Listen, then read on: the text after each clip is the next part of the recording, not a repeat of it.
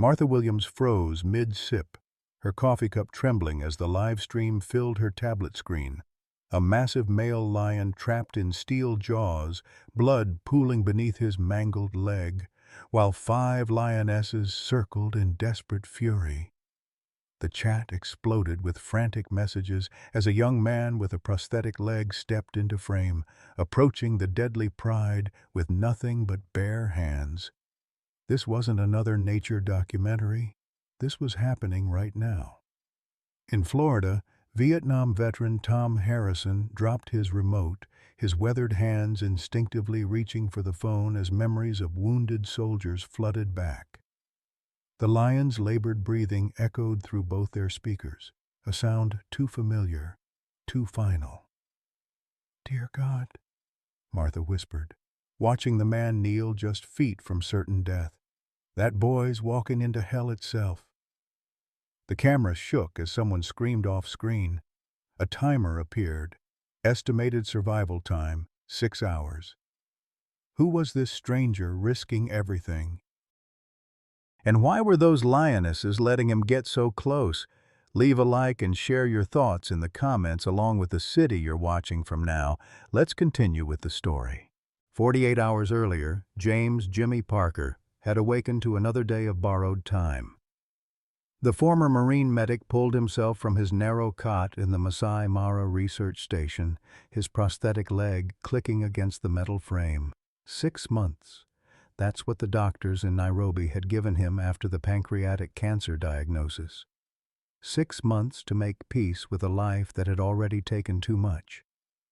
At 34, Jimmy carried the weight of Afghanistan in his shoulders and the ghosts of his failed marriage in his eyes. The IED that claimed his leg had been kinder than the PTSD that claimed his family. His ex-wife Sarah's final words still echoed, "You came back from war, but you never came home." His 8-year-old daughter Emma hadn't spoken to him in 2 years, not since the night terrors had sent him into a violent flashback that left their kitchen table in splinters. Now, in the golden grasslands of Kenya, Jimmy had found something resembling purpose. As a wildlife conservationist, he spent his days monitoring the Mara's big cats, radioing positions to research teams, and maintaining the network of trail cameras that tracked the movements of 12 lion prides. The work was solitary, dangerous, and exactly what a dying man needed. His closest friend was Marcus "Tank" Williams, a fellow Marine who'd followed Jimmy to Africa after losing his own battle with civilian life. Tank served as the park's head ranger, a mountain of a man whose gentle soul had been tested by too many tours and too many funerals. They'd saved each other in Helmand Province. Now Tank was trying to save Jimmy from himself. Dr. Sarah Chen, the American wildlife veterinarian, had been documenting Jimmy's condition secretly, not his cancer, but his uncanny ability to predict animal behavior. She'd watched him calm aggressive elephants and communicate with skittish zebras in ways that defied scientific explanation. What she didn't know was that Jimmy had been self-medicating his pain with morphine stolen from the medical supplies, or that he'd been writing goodbye letters to his daughter every night. Meanwhile, 3,000 miles away, Martha Williams sat in her empty Ohio farmhouse, her husband's chair still positioned to face the television where he'd spent his final months watching wildlife documentaries. At 75, she'd discovered that animal rescue videos filled the silence left by Harold's absence and her children's busy lives. In St. Petersburg, Florida, Tom Harrison clutched his morning coffee with hands that still shook from nightmares of Vietnam. The 68-year-old veteran had found solace in wildlife streams after his wife's death, the raw beauty of nature somehow soothing the survivor's guilt that 40 years of therapy couldn't touch. None of them knew that their lives were about to intersect through one wounded lion and a man who'd already decided he had nothing left to lose. The acacia trees cast long shadows across the Masai Mara as Jimmy's radio crackled to life at dawn. Tank's voice carried the weight of bad news. "Jimmy, we got a problem. Caesar's in Sector 7 and he ain't moving." "Caesar?" The 12-year-old lion whose battle-scarred mane told stories of territorial wars and survival against impossible odds. Jimmy had been tracking the old patriarch for 3 years, watching him lead his unusual pride of 5 lionesses through droughts and human encroachment. Unlike most lion prides, these females were Caesar's daughters and granddaughters, 3 generations bound by blood and loyalty that defied typical big cat behavior. Jimmy grabbed his field kit and hobbled toward the jeep, his prosthetic leg protesting the early hour. The trail cameras had shown Caesar limping badly 2 days ago, favoring his right hind leg. Now the GPS collar indicated he hadn't moved from the same coordinates in over 12 hours. In the wild, a stationary lion was either hunting, sleeping, or dying. The drive to Sector 7 took 45 minutes through terrain that would challenge a healthy man. Jimmy's hands gripped the steering wheel as waves of pain from his cancer treatment washed over him. He'd skipped his morphine dose that morning, a decision that seemed increasingly foolish as the jeep bounced over dried riverbeds and rocky outcroppings. Dr. Sarah Chen's voice came through the radio from base camp. "Jimmy, I'm tracking your position. Weather Service reports a sandstorm system moving in from the northeast. You've got maybe 18 hours before visibility drops to 0. 18 hours. Jimmy pressed harder on the accelerator, knowing that if Caesar was injured, 18 hours might be 17 too many. The smell hit him first, the metallic scent of blood carried on the morning breeze. Jimmy stopped the jeep 200 yards from the GPS coordinates and approached on foot, his military training overriding the civilian conservationist facade he'd adopted. He moved with the deliberate caution of a man who'd walked through minefields, each step calculated to avoid startling whatever waited ahead. Through his binoculars, Jimmy saw them. Caesar lay on his side beneath a cluster of fever trees, his magnificent head lifted just enough to track Jimmy's approach. Around him, 5 lionesses maintained a protective formation, his daughter Nala at the front, her own daughters and granddaughters filling the gaps. Their amber eyes followed Jimmy's every movement, muscles coiled like loaded springs. But it was the wire snare around Caesar's right hind leg that made Jimmy's blood run cold.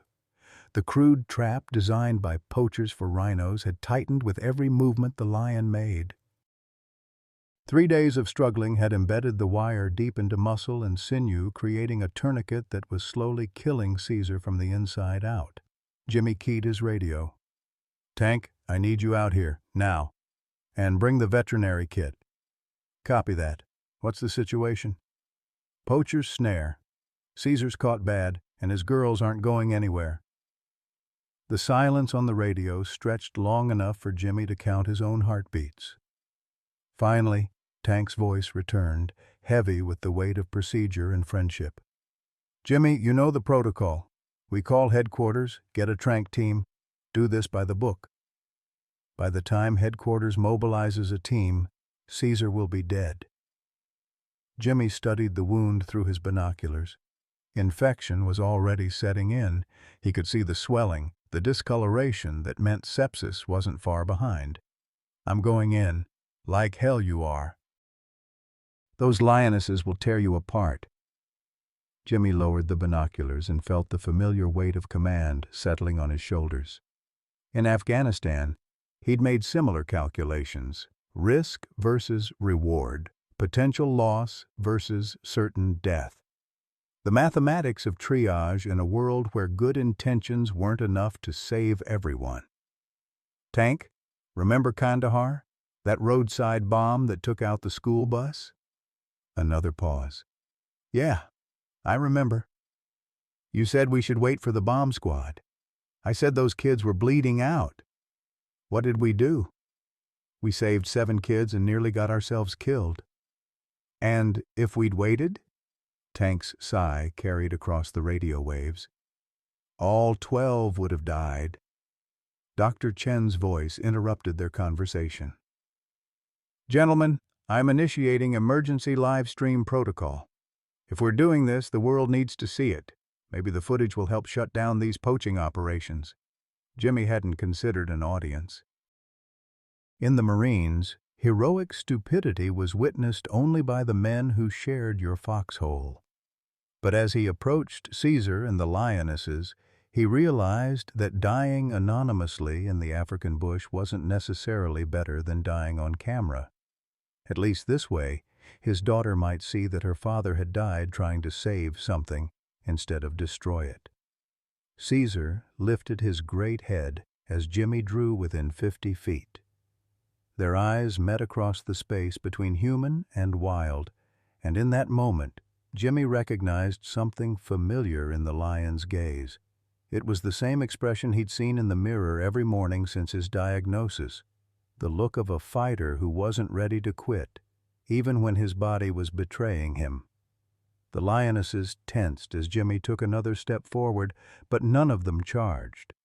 Instead, they watched, waited, and prepared to defend their patriarch against whatever came next. Tank's jeep arrived in a cloud of red dust, the engine's rumble causing all 5 lionesses to shift into defensive positions. Jimmy watched his best friend climb out, carrying the veterinary kit and wearing the same expression he'd worn before every dangerous mission in Afghanistan, resigned determination mixed with barely controlled fear. "This is insane, Jimmy." Tank approached slowly, his eyes never leaving the lionesses. "We should tranquilize them first, then work on Caesar." "Look at them, Tank. Really look." Jimmy gestured toward the pride. "When did you ever see lionesses this calm around humans? They're not hunting us. They're protecting him." The largest lioness, Caesar's eldest daughter, Nala, stood at the front of the formation. Her golden coat bore the scars of countless hunts, and her amber eyes held an intelligence that made Jimmy's skin crawl. She was calculating, measuring the threat level of these strange intruders who walked on 2 legs and carried strange scents. Dr. Chen's voice crackled through the radio. "Live stream is active. We have 1,200 viewers already watching. Jimmy, your vitals are spiking on the health monitor." Jimmy touched the small device clipped to his shirt, standard equipment for researchers working alone in dangerous territory. He'd forgotten Dr. Chen could track his heart rate, blood pressure, and stress levels from base camp. More importantly, he'd forgotten she could see the irregular patterns that indicated his cancer medication was wearing off. "Dr. Chen, maybe you should mention that our boy here is working with some medical challenges." Tank's voice carried a warning edge. "Tank, don't—" "Medical challenges?" Dr. Chen's voice sharpened. "Jimmy, what medical challenges?" The silence stretched between them while Caesar's labored breathing provided a grim soundtrack. Jimmy felt the familiar burn of morphine withdrawal beginning in his joints, the cancer's constant companion that reminded him daily of his borrowed time. "Jimmy?" Dr. Chen pressed. "Pancreatic cancer. Stage 4. 6 months, maybe less." The words came out flat, matter-of-fact, the way he'd delivered casualty reports in the Marines. "Now, can we focus on saving this lion before we all die of old age?" The radio went silent. Jimmy imagined Dr. Chen staring at her monitors, recalculating everything she knew about his behavior over the past 3 months. The risk-taking, the long hours alone in dangerous territory, the way he'd volunteered for every hazardous assignment. It probably made sense now. Tank walked to Jimmy's side, his massive frame casting a shadow over the smaller man. "You son of a bitch. When were you going to tell me?" "I'm telling you now. 6 months, maybe less. The treatment isn't working." Jimmy pulled wire cutters from his belt. "Which is why we're going to save Caesar, because if I'm dying anyway, I'd rather die doing something that matters." 3,000 miles away, Martha Williams pressed her hands to her mouth as she watched the live stream on her tablet. The young man with the prosthetic leg had just revealed he was dying, and now he was walking toward a pride of lions with nothing but wire cutters and what appeared to be a death wish. "Harold," she whispered to her husband's empty chair. "This boy reminds me of you. Too stubborn to quit, too proud to ask for help." In Florida, Tom Harrison had called his neighbor Betty to watch the stream. They sat on his porch, sharing a pot of coffee and watching a drama unfold half a world away that felt more real than anything on television. "That's what we did in Vietnam," Tom told Betty. "When somebody was hurt, you didn't wait for orders. You didn't calculate the odds. You just went." Back in Kenya, Jimmy approached the Pride slowly, his hands visible and empty except for the wire cutters. At 30 feet, Nala's muscles bunched beneath her coat. At 20 feet, she took a step forward. At 10 feet, she stopped and tilted her head, studying him with an expression that seemed almost curious. "Easy, girl," Jimmy spoke softly. "I'm not here to hurt anybody. Just want to help your old man." Caesar lifted his head higher, his dark mane framing a face marked by years of battles and victories. The wire snare had cut deep into his leg, and Jimmy could see bone beneath the torn flesh. Infection had turned the wound edges black, and flies buzzed around the dried blood in lazy circles. "Jesus," Tank breathed. "How long has he been like this?" Trail cameras show he was limping 3 days ago. The snare probably tightened gradually as he tried to free himself. Jimmy took another step forward. Nala's tail twitched, but she didn't charge. "These wire snares are designed for rhinos. Once they tighten, they don't loosen." Dr. Chen's voice returned to the radio, steadier now, but strained. "Jimmy, the viewer count is climbing. We're at 15,000 now. They're praying for you. For Caesar." Jimmy glanced at the small camera mounted on his field vest. Somewhere in America, strangers were watching him inch closer to death. The thought should have terrified him, but instead it felt oddly comforting. In Afghanistan, he'd saved lives in anonymous darkness. If he was going to die today, at least people would witness it. At least his daughter might understand that her father had chosen to fight for something beautiful instead of surrendering to the ugly realities of war and disease. Caesar's eyes never left Jimmy's face as he knelt 10 feet away.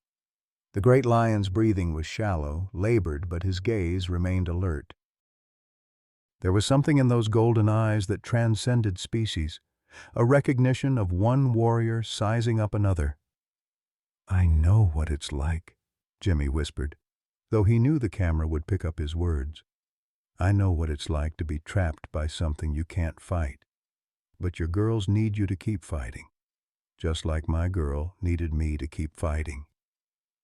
At the mention of Emma, his daughter who hadn't spoken to him in 2 years, Jimmy felt the familiar grief rise in his throat. He'd failed as a father, failed as a husband, failed at everything that mattered.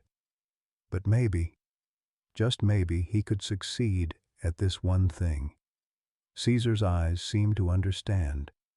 The lion lowered his great head slightly, not in submission but in what looked remarkably like acknowledgement. Tank raised the veterinary kit. "What do you need?" "A miracle," Jimmy replied and took another step forward. Jimmy settled into a cross-legged position 8 feet from Caesar, close enough to smell the metallic scent of blood and infection, far enough to avoid triggering the lioness's protective instincts. The wire cutters lay across his knees as he began what felt like the most important conversation of his life. "You know, Caesar, I've been thinking about family a lot lately." His voice carried across the savannah, picked up by the camera, and transmitted to an audience that had grown to 50,000 viewers. "My little girl, Emma, she's 8 now. Haven't seen her in 2 years, not since I scared her during one of my bad nights." Martha Williams dabbed her eyes with a tissue as she watched from Ohio. The young man's pain was so raw, so familiar. She remembered her own Harold struggling with demons from Korea, how the war had followed him home and poisoned their early years together. Caesar's ears twitched at the sound of Jimmy's voice, but his breathing remained labored.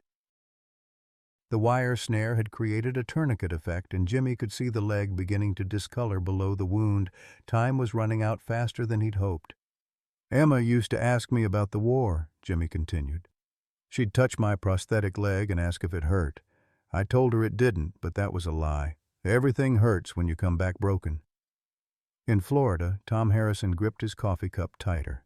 He understood that kind of breaking, the way war hollowed you out and left you carrying ghosts that no one else could see. On his porch, Betty squeezed his shoulder as they watched a stranger give voice to pain that too many veterans carried in silence. One of the younger Lionesses, Caesar's granddaughter, approached cautiously. She settled beside her grandfather, her body pressed against his flank for comfort and warmth. The gesture was so human in its tenderness that Jimmy felt his throat tighten. That's what family does, isn't it? He reached slowly for the wire cutters. Oh, they stay close when things get bad. They don't run away, even when staying is dangerous. Tank positioned himself 20 feet behind Jimmy, the veterinary kit open and ready. His military training warred with his friendship. Every instinct screamed to rush in and end this standoff, but he recognized the delicate balance Jimmy was building with the pride. Dr. Chen's voice came through the radio, quieter now. Jimmy, your stress indicators are actually stabilizing. Whatever you're doing, it's working. Caesar's breathing has improved slightly. The improvement was subtle but real. Caesar's great head remained lifted, his golden eyes tracking Jimmy's movements with what seemed like deliberate attention. When Jimmy shifted his weight, Caesar's ears moved to follow the sound. When Jimmy spoke, the lion's breathing pattern changed, becoming less labored and more regular. My dad was a Vietnam vet, Jimmy said, inching closer. Never talked about the war, but I could see it in his eyes sometimes. That look of carrying too much weight for too long. I think that's why I joined the Marines. Figured if I carried some weight too, maybe we'd understand each other better. The wire cutters felt heavy in Jimmy's hands as he examined the snare more closely. The trap was a brutal piece of engineering. Aircraft cable twisted into a noose that tightened with every movement. The wire had cut through Caesar's skin and muscle, embedding itself so deeply that Jimmy could barely see where metal ended and flesh began. Problem is, he continued his one-sided conversation, understanding the weight doesn't make it lighter, just means you both sink a little deeper. Martha's daughter called from California as Martha watched the live stream. Mom, I saw the story on the news.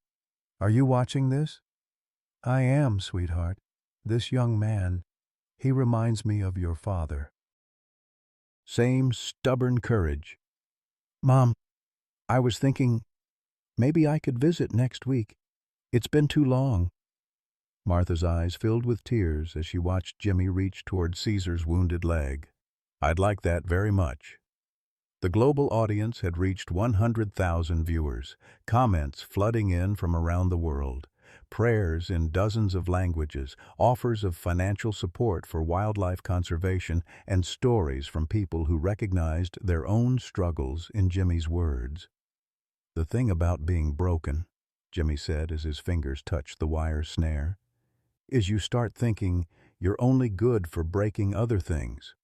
I thought I was protecting my family by staying away, but really I was just protecting myself from watching them get tired of my damage. Caesar's muscles tensed as Jimmy's hands made contact with the wire, but the great lion remained still. The trust was extraordinary, a wild predator allowing a human to manipulate a wound that must have caused excruciating pain with every touch. Tank keyed his radio. Dr. Chen, we've got company. Vehicle approaching from the east, maybe 2 miles out. Through his binoculars, Tank could see a dust cloud growing larger. In this part of the Mara, unexpected visitors usually meant one of 3 things: lost tourists, government officials, or poachers checking their traps. Jimmy, Tank called quietly, we might have a problem. But Jimmy was lost in the delicate work of examining the wire snare. his fingers probing gently around the embedded metal. The trap had multiple loops, designed to tighten in sequence as the animal struggled. Removing it would require cutting in precisely the right places to avoid causing additional damage. "You want to know something, Caesar? My daughter asked me once if I was proud of what I did in the war. I told her I was proud to serve my country, but that wasn't really her question. She wanted to know if I was proud of who I became because of the war." Jimmy's hands trembled slightly as he positioned the wire cutters. The cancer medication was wearing off completely now, and pain radiated from his abdomen in steady waves. But the pain felt appropriate somehow, a reminder that both he and Caesar were fighting battles against their own bodies. I couldn't answer her because I wasn't proud. I came back angry and broken and full of nightmares. I came back dangerous to the people I loved most. He squeezed the wire cutters experimentally, testing the resistance of the cable. But maybe pride isn't about who you become. Maybe it's about what you do with who you become. The approaching vehicle was close enough now for Tank to identify. A modified Land Cruiser with oversized tires and reinforced bumpers. Poacher configuration. Tank checked his sidearm and radioed base camp for backup, knowing help was at least an hour away. Caesar seemed to sense the approaching danger. His nostrils flared as he tested the wind, and a low growl rumbled in his chest. The lionesses around him shifted positions, their relaxed vigilance transforming into hunting readiness. "Easy, big guy," Jimmy murmured. "I know you smell trouble coming, so do I. But we're going to finish this first." The first cut had to be perfect, too shallow, and the wire would remain embedded. Too deep, and Jimmy risked severing arteries or tendons that Caesar needed to walk. He positioned the cutters against the cable where it entered the wound, taking a deep breath to steady his hands. "Emma asked me once if heroes were real or just in stories. I told her heroes were real, but they usually didn't feel much like heroes when they were being heroic. They just felt scared and determined and a little bit crazy." Martha leaned forward in her chair, her heart pounding as she watched Jimmy prepare to cut. On screen, the young man looked so small beside the massive lion, so fragile and temporary. But there was something unbreakable in his posture, a core of steel that reminded her why she'd fallen in love with Harold 50 years ago. Tom Harrison stood up from his porch chair, unable to sit still as the tension mounted. The approaching dust cloud was visible now on the live stream, and he recognized the tactical situation developing. One injured Marine, one support teammate, 5 protective lionesses, and unknown hostiles approaching fast. "Come on, son," Tom whispered to his phone screen. "Do what you came to do." Jimmy squeezed the wire cutters, feeling the resistance of the aircraft cable. Metal bit into metal with a sharp crack that echoed across the savannah. Caesar's body tensed, his claws extending reflexively, but he didn't move away from Jimmy's hands. The first loop of the snare parted, releasing pressure but leaving 2 more loops embedded deeper in the wound.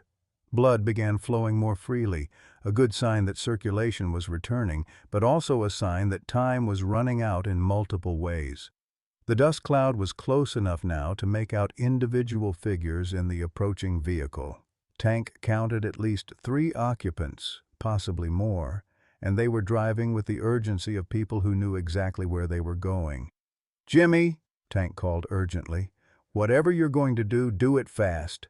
The Land Cruiser skidded to a halt 50 yards away, disgorging 3 men with the casual confidence of people accustomed to violence. Jimmy recognized the lead figure immediately. David "Hawk" Morrison, a former park ranger whose descent into poaching had been as swift as it was bitter. Hawk's weathered face bore the hard lines of a man who'd traded his soul for survival, and the rifle in his hands carried the weight of desperation. "Well, well, Jimmy Parker." Hawk's voice carried across the distance like a challenge. Should have known you'd stick your nose where it doesn't belong. Tank shifted position, his hand moving instinctively toward his sidearm. The tactical situation was deteriorating rapidly. 2 Marines against 3 armed poachers, with Jimmy trapped in the middle of a pride of lions. The mathematics of combat were unforgiving, and Tank had seen enough firefights to know when the odds were stacked against survival. "Hawk, you son of a bitch!" Jimmy didn't look up from Caesar's wound, but his voice carried the authority of a man who'd faced down insurgents in Fallujah. "This is a protected area. You're violating about 15 international treaties just by being here." Hawk's laugh was bitter as alkali dust. "International treaties don't pay for my daughter's college tuition, Jimmy. That lion's worth 50,000 to the right buyer in Asia.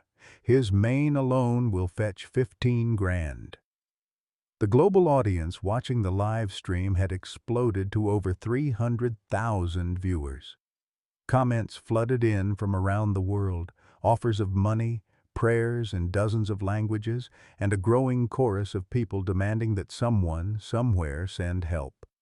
Martha Williams had organized a prayer chain through her church's Facebook group, while Tom Harrison was frantically calling every military contact he could remember, trying to mobilize some kind of intervention. Jimmy's fingers worked methodically on the second loop of wire, even as his mind calculated angles and distances. Caesar's breathing had stabilized, but the great lion's golden eyes now tracked the newcomers with the focused intensity of a predator sizing up threats. The lionesses around him had gone statue still, their muscles coiled like loaded springs.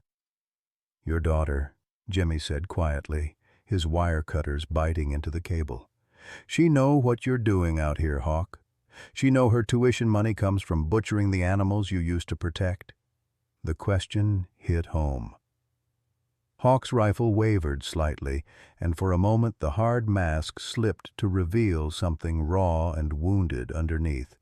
"My Sarah's got a full scholarship to Berkeley, pre-med. She's going to save lives, Jimmy. Sometimes you've got to break a few rules to give your kids a future. And what happens when she finds out the cost of that future?" Jimmy's voice remained steady, despite the cancer pain clawing at his abdomen. "What happens when she realizes her success is built on the bones of extinct species?" Dr. Chen's voice crackled through the radio, tense with urgency. "Jimmy, your vitals are spiking. Heart rate approaching dangerous levels. You need to finish this and get to medical attention." But Jimmy was beyond medical attention now, beyond the careful calculations of survival that had governed his life since the cancer diagnosis. The second loop of wire parted with a metallic snap, and Caesar's leg twitched as circulation returned to the damaged tissue. One more loop remained, embedded so deeply that Jimmy could barely distinguish between metal and flesh. Tank positioned himself strategically, using the Jeep as cover while keeping clear lines of sight to all 3 poachers. His radio chatter to base camp had become increasingly urgent, but help remained at least 40 minutes away. The mathematics of the situation were simple.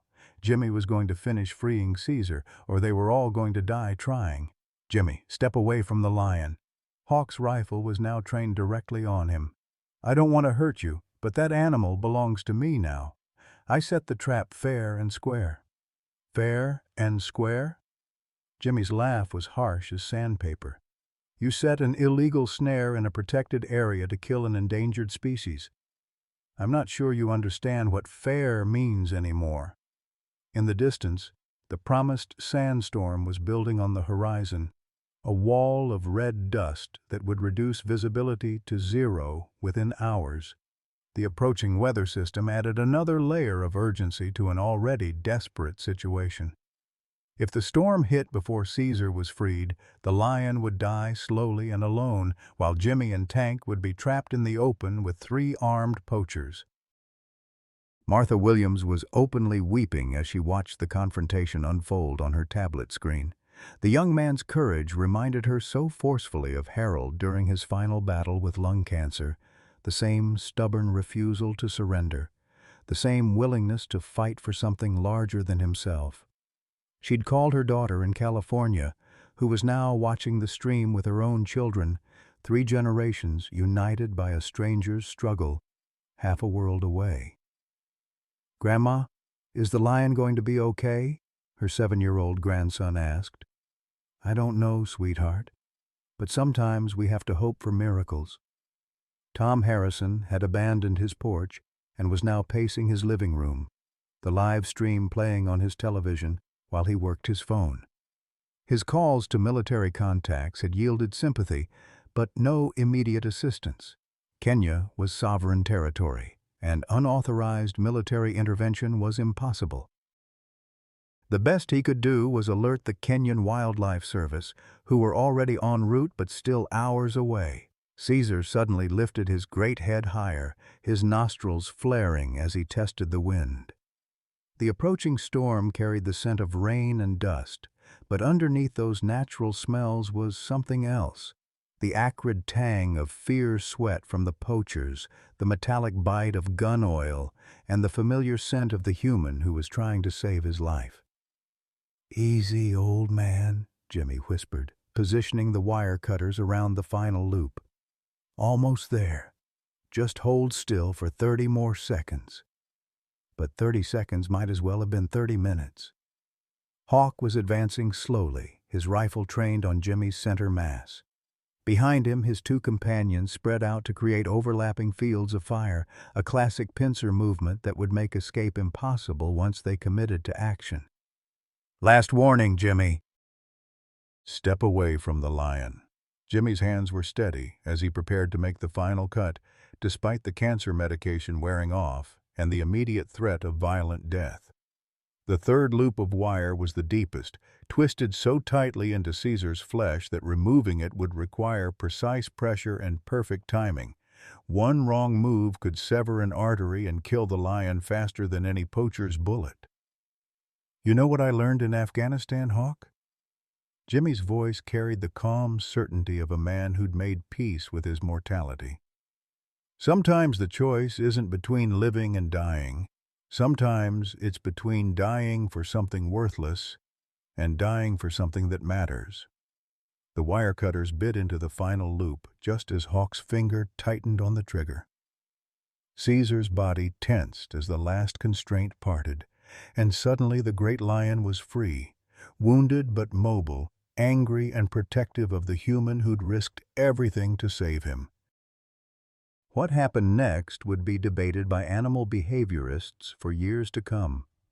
Caesar, instead of fleeing to safety, positioned himself between Jimmy and the armed poachers.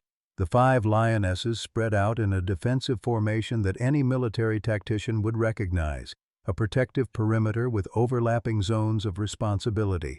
Tank's voice cut through the tension like a blade.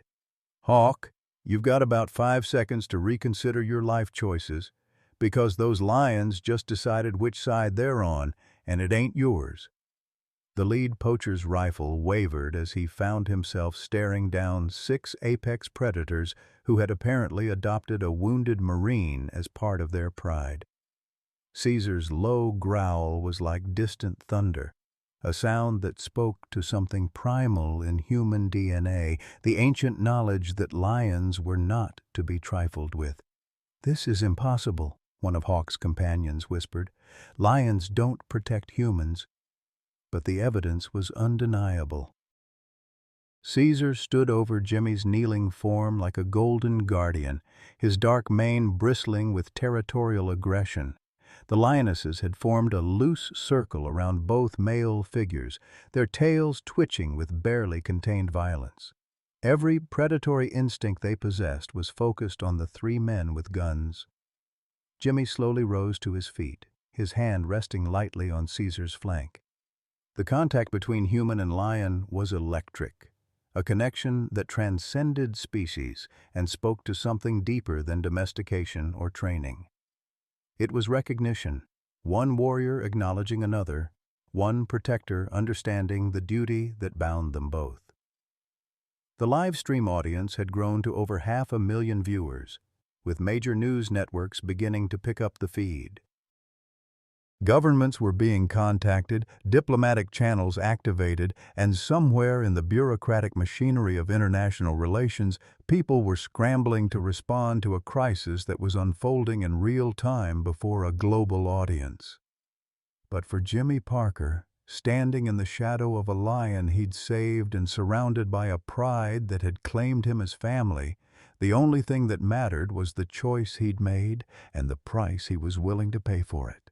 The standoff shattered when Hawk's finger tightened on the trigger and thunder cracked across the savannah. But it wasn't gunfire. It was the sound of Jimmy's body hitting the ground as the cancer medication finally failed him completely. The morphine withdrawal, combined with 3 days of skipped treatments and the adrenaline crash of freeing Caesar, sent him into convulsions that looked disturbingly like death throes. "Jimmy!" Tank's anguished cry echoed across the grassland as he watched his best friend collapse beside the lion he'd just saved. The Marine's training warred with his heart. Every instinct screamed to rush to Jimmy's aid, but moving would expose him to the poacher's crossfire and potentially trigger a deadly response from the Lionesses. Caesar's reaction was immediate and unprecedented.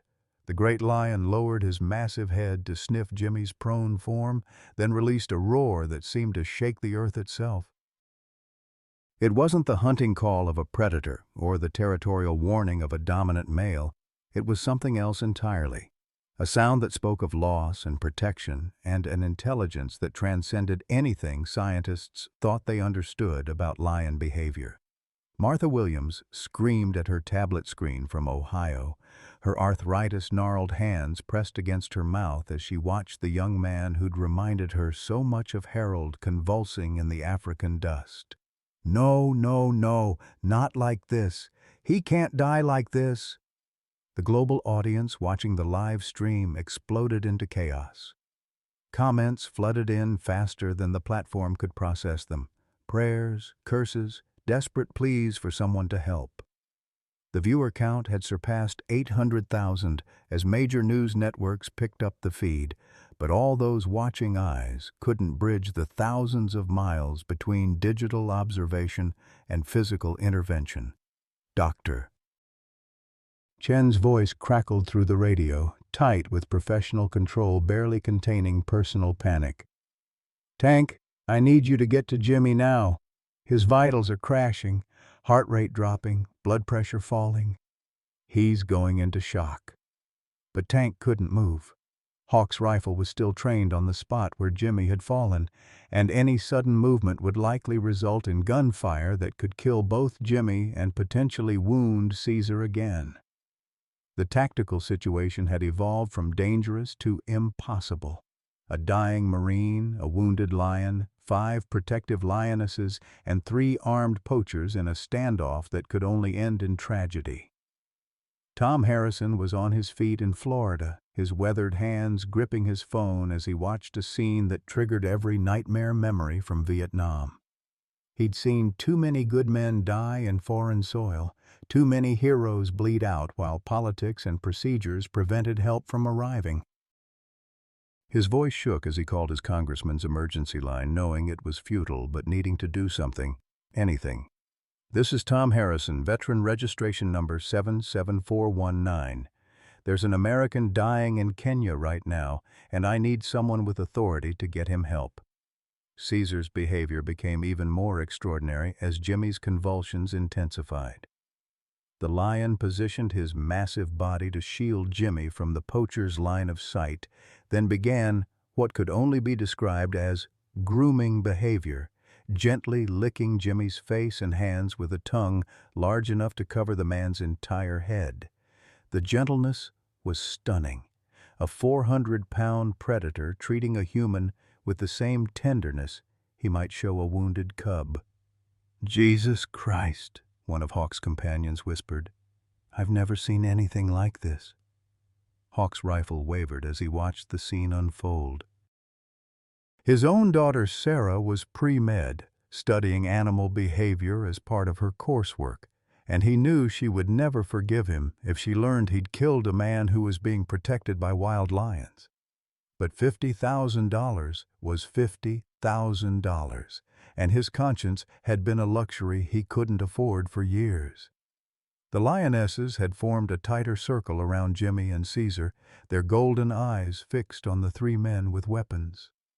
Nala, the eldest female, had positioned herself directly between the poachers and the fallen human, her muscles coiled for an attack that would be swift and lethal. The mathematics of the situation were stark. 3 rifles against 6 lions meant everyone would likely die, but the lions would get at least 1 or 2 of the shooters before the bullets brought them down. Jimmy's convulsions began to subside, but his breathing remained shallow and irregular. Dr. Chen's remote monitoring showed dangerous cardiac arrhythmias, the kind of patterns that indicated organ failure. Without immediate medical intervention, he had minutes rather than hours left. Tank. Dr. Chen's voice was urgent. Medical helicopter is still 40 minutes out. Jimmy doesn't have 40 minutes. You need to administer the emergency epinephrine from the veterinary kit. Now. Tank looked at the kit lying 20 feet away, then at the 3 rifles trained on the area around Jimmy and Caesar. I can't reach it without getting shot. The wind was picking up as the sandstorm approached, carrying the scent of rain and dust across the savannah. Caesar lifted his great head to test the air, and for a moment his attention shifted from Jimmy to the approaching weather. The storm would reduce visibility to 0 within the hour, creating chaos that could work for or against everyone involved. Martha Williams was on the phone with her daughter in California, both women crying as they watched the live stream together. Mom, there has to be something we can do, someone we can call. I don't know, honey. I just don't know. But help was coming from an unexpected source. Tom Harrison's frantic calls had reached a retired Air Force colonel who still had contacts in the Pentagon. Military communications were lighting up as the global attention on the live stream created political pressure for some kind of intervention. The Kenyan government was being contacted through diplomatic channels, and somewhere in the bureaucratic machinery of international relations, people with authority were being awakened to deal with a crisis that was unfolding in real time. Jimmy's eyes fluttered open, and the first thing he saw was Caesar's massive face inches from his own. The lion's golden eyes held an expression that seemed impossibly human, concern mixed with determination, intelligence coupled with something that looked remarkably like affection. For a moment, Jimmy wondered if he was hallucinating, if the cancer had finally claimed his sanity along with his body.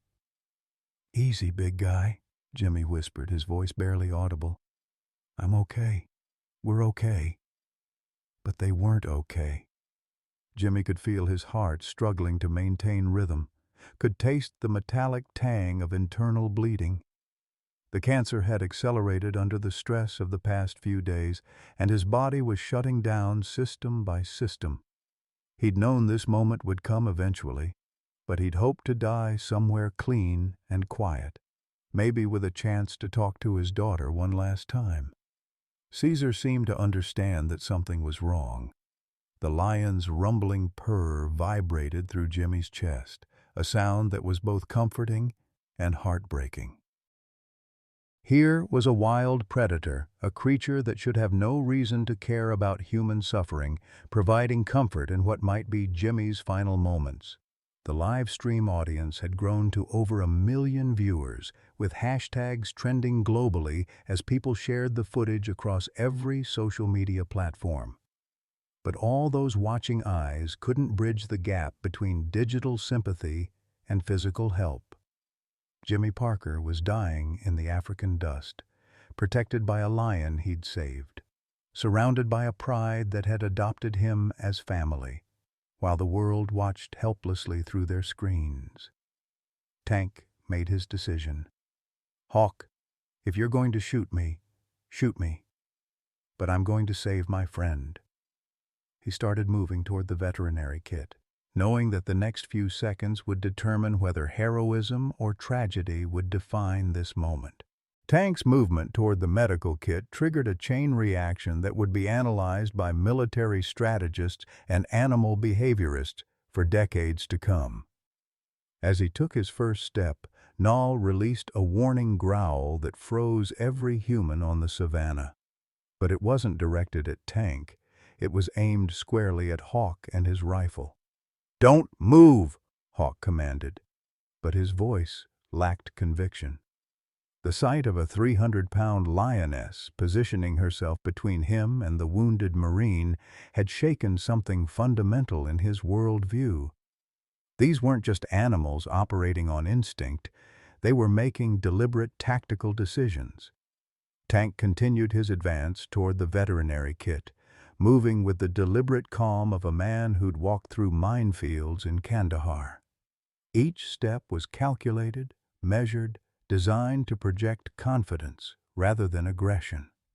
Behind him, he could hear Jimmy's labored breathing growing more irregular, each pause between breaths lasting a heartbeat too long. Dr. Chen's voice crackled through the radio with barely controlled panic. "Tank, cardiac activity is becoming erratic. You have maybe 2 minutes before we lose him completely." 2 minutes.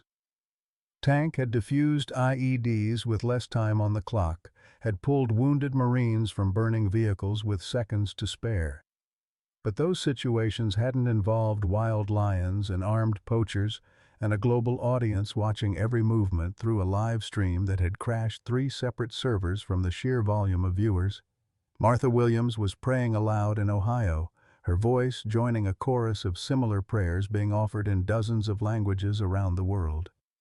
The live stream had become something unprecedented, a real-time vigil shared by over 1.5 million people who had somehow become emotionally invested in the survival of a stranger and a lion. "Please, God," Martha whispered to her empty living room, "don't let this boy die. Don't let him die like Harold did, alone and in pain."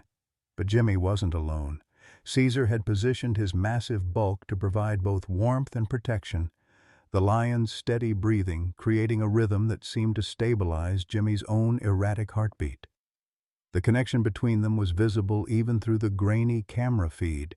2 warriors recognizing something essential in each other, 2 creatures who understood the weight of protecting others. Tank reached the veterinary kit just as Hawk made his decision. The poacher's rifle swung toward the advancing Marine, finger tightening on the trigger with the desperate calculation of a man who'd already lost too much to turn back now. But before he could fire, Caesar did something that would be replayed on news broadcasts for weeks afterward. The great lion rose to his feet with deliberate majesty and stepped directly into Hawk's line of fire. Not charging, not attacking, simply positioning himself as a living shield between the rifle and the 2 Marines. The gesture was so clearly intentional, so obviously protective, that even Hawk's companions lowered their weapons in stunned recognition. "This is impossible," Hawk whispered, his rifle wavering. "Lions they don't do this."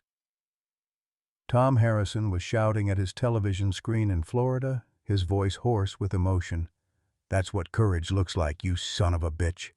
That lion's got more honor than you ever will." The global audience was witnessing something that challenged every assumption about the relationship between humans and wild animals. Caesar wasn't protecting Jimmy out of gratitude or conditioning. He was making a conscious choice to place himself in danger for another creature's welfare. The philosophical implications were staggering, but the immediate reality was simpler. A lion was willing to die for a human who had risked everything to save him. Tank ripped open the medical kit with shaking hands, his combat medic training taking over despite the surreal circumstances. Epinephrine auto-injector, cardiac stimulant, emergency pain medication, everything needed to stabilize Jimmy long enough for evacuation, but administering the drugs would require approaching closer to the lions, and that meant trusting creatures who could kill him with a single swipe of their claws. "Easy, Caesar," Tank called softly. "I'm trying to help him." We're on the same side here." Caesar's golden eyes tracked Tank's approach, but the lion remained motionless. Behind him, the 5 lionesses maintained their defensive positions, creating a protective perimeter that included both Marines within its boundaries. It was pack behavior adapted for an unprecedented situation, lions protecting humans as if they were members of the pride. Dr. Chen's voice was tight with urgency. "Tank, Jimmy's going into cardiac arrest. Whatever you're going to do, do it now." Tank dropped to his knees beside Jimmy and pressed the epinephrine injector against his friend's thigh. The auto-injector triggered with a sharp hiss, delivering its chemical cocktail directly into Jimmy's bloodstream. For 10 endless seconds, nothing happened. Then Jimmy's back arched as his heart rhythm stabilized, his breathing becoming deeper and more regular. "That's it," Tank breathed. "Come on, brother. Stay with us." But even as Jimmy's immediate crisis passed, the larger situation remained desperate. The sandstorm was approaching rapidly, bringing winds that would ground any helicopter evacuation. Hawk and his men were still armed and dangerous, their $50,000 payday still lying wounded in the dust. And somewhere in the bureaucratic machinery of international relations, political solutions moved at speeds measured in hours rather than minutes. Martha Williams was on the phone with her granddaughter in Seattle, both women crying as they watched Tank work over Jimmy's prone form. "Grandma, why are the lions helping? I thought lions were dangerous." "Sometimes, sweetheart, the most dangerous creatures have the biggest hearts. Sometimes it takes a predator to recognize real courage." The medical intervention had bought Jimmy time, but time for what? The nearest hospital was in Nairobi, hours away by vehicle over roads that would be impassable once the storm hit. The helicopter evacuation was grounded by weather, and the Kenyan Wildlife Service was still 30 minutes out. Every option seemed to lead to the same conclusion. Jimmy Parker would die in the African dust, protected by lions, but beyond the reach of modern medicine. That's when Caesar made another decision that would redefine scientific understanding of lion intelligence and social behavior. The great cat began moving away from Jimmy, walking slowly toward Hawk and his rifle with the measured pace of a creature who understood exactly what he was doing. "What's he doing?" Tank whispered, his hand instinctively moving toward his sidearm. Caesar approached to within 10 feet of Hawk and sat down, not in submission but in what could only be described as a gesture of communication. The lion's golden eyes met Hawk's brown ones across the space between predator and prey, species and species, natural world and human greed. For 30 seconds that felt like eternity, man and lion regarded each other in silence. The live stream audience held its collective breath as they watched a confrontation that seemed to transcend the immediate crisis and speak to something deeper about the relationship between humans and the natural world they were systematically destroying. Hawk's rifle began to lower. Later, he would struggle to explain what happened in that moment of eye contact with Caesar. All he could say was that he saw something in the lion's gaze that reminded him of his daughter Sarah, not physically, but something in the intelligence and dignity and absolute refusal to surrender that made him remember why he'd once dedicated his life to protecting these creatures instead of killing them. "I can't," Hawk whispered, his rifle falling to point at the ground. "I can't do this anymore." His companions stared in disbelief as their leader walked away from $50,000 and toward something that might have been redemption. Hawk dropped his rifle in the dust and pulled out his satellite phone, dialing a number he hadn't called in 3 years. "Sarah, it's Dad.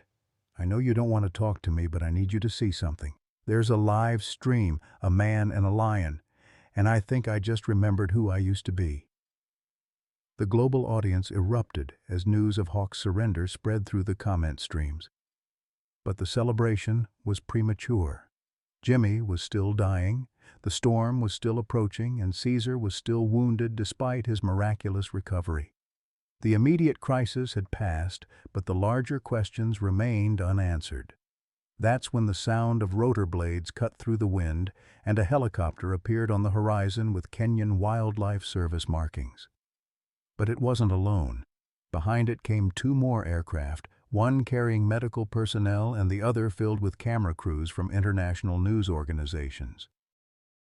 The cavalry had arrived, but it was too late for a simple rescue. What they found in the Masai Mara that day would challenge everything scientists thought they knew about animal intelligence, human-animal bonds, and the capacity for wild creatures to recognize and reward genuine heroism. As the helicopters circled overhead, Caesar rose to his feet and walked back to Jimmy's side. The lion lay down beside the wounded Marine, his massive paw resting gently on Jimmy's chest in a gesture that looked remarkably like a final goodbye. Or perhaps, given what happened next, it was something else entirely, a promise that their bond would continue beyond this moment, beyond the immediate crisis, into something that would change both their lives forever. The live stream had reached nearly 2 million viewers when the first helicopter touched down, but the story was just beginning. 6 months later, Jimmy Parker walked across the tarmac at Jomo Kenyatta International Airport with a cane in his left hand and tears streaming down his face. The experimental cancer treatment funded by donations from around the world had worked beyond anyone's wildest expectations. The tumors were gone, his strength was returning, and for the first time in 2 years, he had hope for a future that extended beyond next week. Waiting for him at the gate was a face he'd dreamed about every night during his treatment in Houston. Emma, his 8-year-old daughter, holding a handmade sign that read, "Welcome home, Lion Daddy." Beside her stood his ex-wife Sarah, who had watched the live stream from their home in Colorado and finally understood why her husband had come back from war carrying so much weight. "Daddy!" Emma ran toward him with the fearless enthusiasm of childhood, and Jimmy dropped his cane to catch her in his arms. The impact sent pain shooting through his healing abdomen, but he didn't care. After 2 years of believing his daughter was better off without him, holding her felt like the most natural thing in the world. "I saw you on TV," Emma whispered into his ear. "You saved Caesar and Caesar saved you back. Mommy says that's what heroes do, they save each other." Sarah approached more cautiously, her eyes scanning Jimmy's face for signs of the darkness that had driven them apart. What she found instead was something she'd never seen before. Peace. The desperate edge that had defined him since his return from Afghanistan was gone, replaced by a quiet strength that seemed almost spiritual. "The doctors say you're in remission," she said, her voice carefully neutral. "Complete remission, no detectable cancer cells." Jimmy's smile was soft as morning light.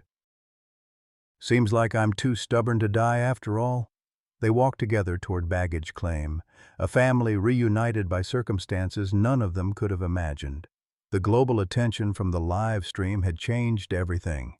Jimmy's story had raised over $3 million for cancer research and wildlife conservation, while the footage of Caesar protecting him had become the most watched animal video in internet history. Martha Williams had flown in from Ohio, her first international trip in 40 years. At 75, she'd become an unlikely internet celebrity as the Lion Grandma, organizing fundraising efforts and prayer chains that had helped save Jimmy's life. Waiting beside her was Tom Harrison, the Vietnam veteran who had used his military connections to coordinate the international response that had brought help to the Masai Mara. "Son," Tom said, shaking Jimmy's hand with the firm grip of one warrior acknowledging another, "you did something out there that reminded this old world what courage looks like." Martha hugged Jimmy with the fierce tenderness of a grandmother claiming a long-lost grandson. "We've been praying for you every day, sweetheart, every single day." The reunion was interrupted by Dr. Chen, who had flown in from Kenya with an update that would complete Jimmy's healing in ways that medicine never could. "Caesar's doing well," she reported with a smile. "The leg healed perfectly, and he's back to leading his pride. But there's something else you need to know, something we discovered after you left for treatment."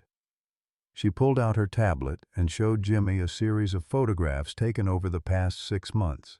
In each image, Caesar and his 5 lionesses were positioned near the research station, always within sight of the building where Jimmy had lived and worked. The lions had essentially adopted the human settlement as part of their territory, protecting it from other predators and poachers with the same fierce dedication they showed their own cubs. "It's unprecedented behavior," Dr. Chen explained. "Caesar's pride has become the unofficial guardians of the research station. They've driven off 3 separate poaching attempts and even protected our vehicles from a territorial elephant bull. It's like they're waiting for you to come home." Jimmy stared at the photographs, his throat tight with emotion. The scientific implications were staggering, but the personal meaning was even more profound. Caesar hadn't forgotten their bond. If anything, the lion had extended that protection to encompass Jimmy's entire world. The drive to the Masai Mara took 4 hours through countryside that had become familiar to millions of people through the viral footage. Every village they passed had signs welcoming the Lion Man home, and children ran alongside their vehicle waving handmade banners. The story had touched something universal about the relationship between humans and nature, offering hope in an era when such relationships seemed increasingly impossible. Tank was waiting at the research station, his massive frame silhouetted against the setting sun. The reunion between the 2 Marines was everything Jimmy had hoped for: wordless understanding, shared relief, and the bone-deep satisfaction of brothers who had survived another impossible mission together.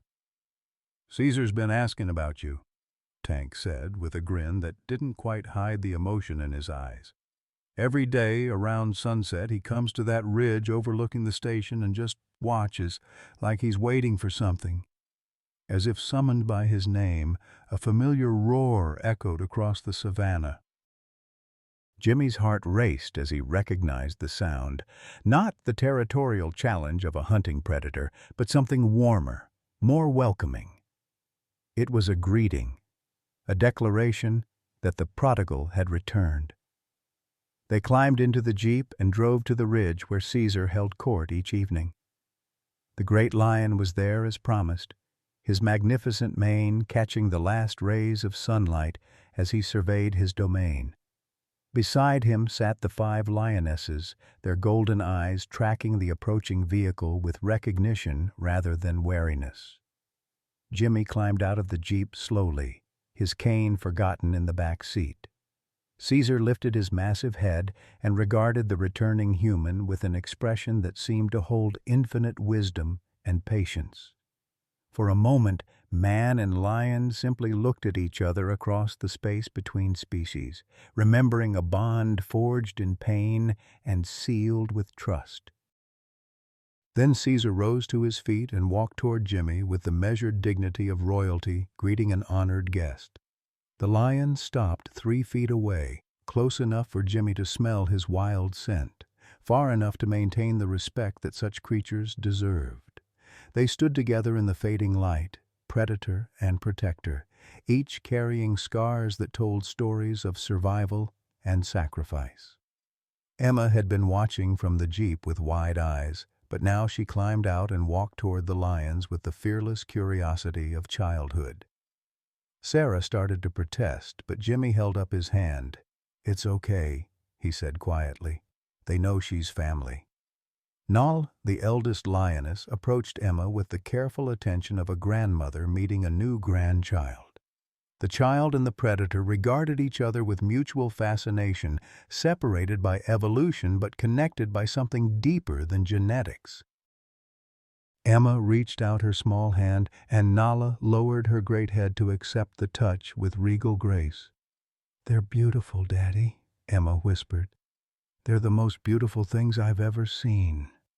As darkness fell over the Masai Mara, the assembled humans and lions settled into a companionable silence. Jimmy's cancer was in remission, his family was reunited, and his purpose had been redefined by a bond that transcended species. Martha and Tom sat together on camp chairs, sharing stories of loss and redemption while watching a miracle unfold under the African stars. Dr. Chen documented everything for the scientific record, knowing that she was witnessing behavior that would reshape understanding of animal intelligence and interspecies relationships. The footage would be studied for decades, but for those present that evening, the academic implications mattered less than the simple truth they were witnessing.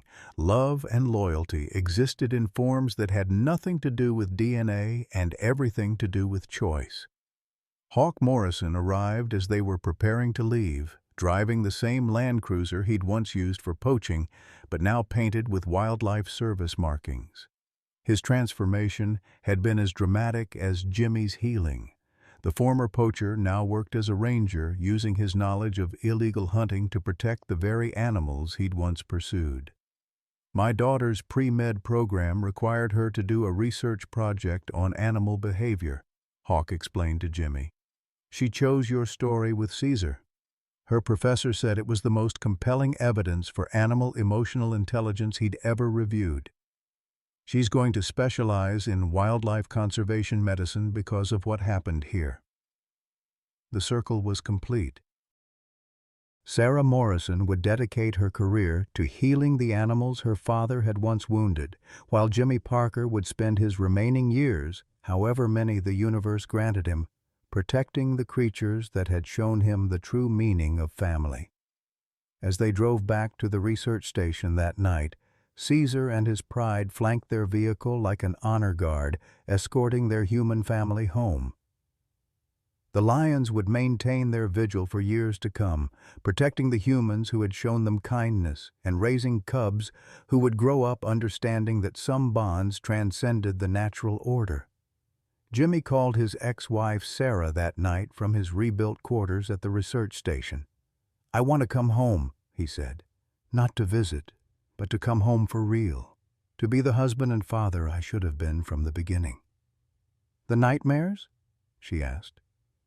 "Still there sometimes. But I've learned something about carrying weight. It's easier when you're not carrying it alone." Emma fell asleep that night in her father's arms, her small hand clutching a stuffed lion that Caesar had somehow tolerated her placing against his massive flank for a photograph.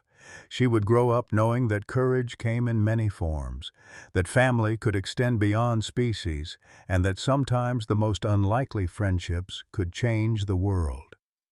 Martha Williams flew home to Ohio with a renewed sense of purpose, using her newfound internet fame to advocate for elderly wildlife enthusiasts around the world. Tom Harrison returned to Florida and established a foundation that brought combat veterans to Kenya for wildlife therapy programs, proving that healing could happen at any age.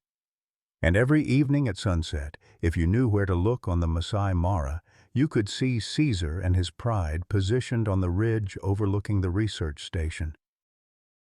Watching, protecting, remembering the day when a dying Marine and a wounded lion discovered that some bonds are stronger than survival itself. The live stream had ended, but the story would continue for generations, written in the behavior of lions who had learned to love humans and humans who had remembered how to love the wild. Dear friends, if you've stayed with Jimmy and Caesar's story to the end, you've witnessed something profound. Proof that it's never too late for second chances, that family comes in forms we never expect, and that the bonds we forge in our darkest moments often become our greatest sources of light. Like many of you, Jimmy faced his mortality alone, carrying the weight of regrets and lost connections. But in the African savanna, surrounded by creatures who chose to love rather than abandon, he discovered what we all long for in our golden years, the knowledge that we matter, that our courage still counts, and that love can bloom even when hope seems lost. Martha Williams, at 75, found purpose again through a stranger's struggle. Tom Harrison transformed his survivor's guilt into healing action. Even Hawk Morrison proved that redemption doesn't have expiration dates. Their stories remind us that our chapters aren't finished. We're still writing them, still capable of extraordinary love and unexpected adventures. Your wisdom, your experience, your capacity for deep compassion. These are the very qualities that can change lives, just like Caesar's pride changed Jimmy's world. What unexpected friendship has surprised you in your life? What dream are you still brave enough to pursue? Share your story below. We're listening, and your courage matters more than you know.